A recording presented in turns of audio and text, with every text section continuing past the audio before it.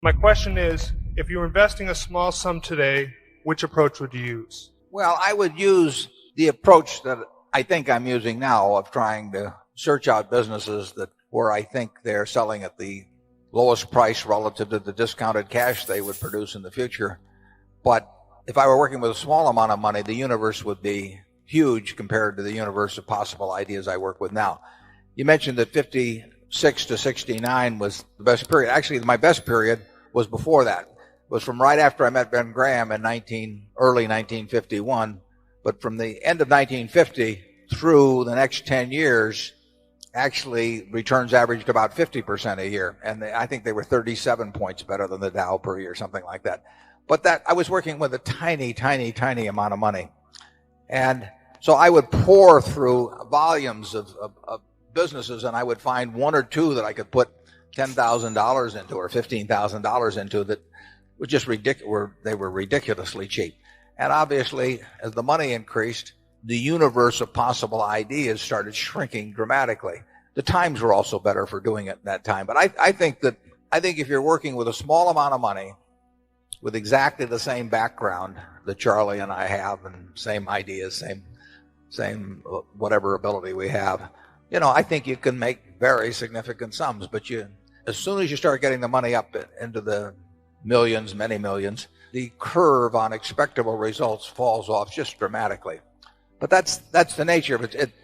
You've got when you get up to things you can put millions of dollars into, you've got a lot of competition looking at that, and they're not looking as I did when I started. When I started, I went through the pages of the manuals page by page. I mean, I probably went through 20,000 pages in the Moody's Industrial, Transportation, Banks, and Finance manuals. And I did it twice. And I actually, looked at every business. I didn't look very hard at some. Well, that's not a practical way to invest tens or hundreds of millions of dollars. So I would say if you're working with a small sum of money and you're really interested in the business and willing to do the work, you will find something. There's no question about it in my mind. You will find some things that promise very large returns compared to what we will be able to deliver with large sums of money. Charlie? Well, yeah, I think that's right. A brilliant man who can't get any money from other people and is working with a very small sum probably should work in very obscure stocks, searching out unusual, mispriced opportunities. That's such a small world. It may be a way for one person to come up, but it's a long slog.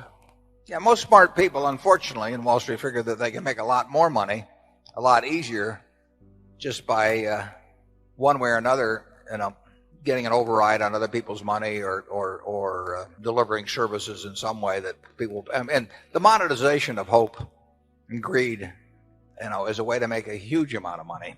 And right now, it's just take hedge funds. I mean, I've had calls from a couple of friends in the last month that don't know anything about investing money. They've been unsuccessful and everything else. And, one of them called me the other day and said, well, I'm forming a small hedge fund, $125 million he was talking about. Like the thought that since it was only $125 million, maybe we ought to put in $10 million or something of the sort. I mean, if you looked at this fellow's Schedule D on his 1040 for the last 20 years, you'd think he ought to be mowing lawns. But he may get his $125 million. I mean, and it's just astounding to me how willing people are during a bull market just to toss money around because they think it's easy. And of course that's what they felt about internet stocks a few years ago. They'll think about something else next year too. But the biggest money made, in Wall Street in recent years has not been made by great performance, but it's been made by great promotion, basically.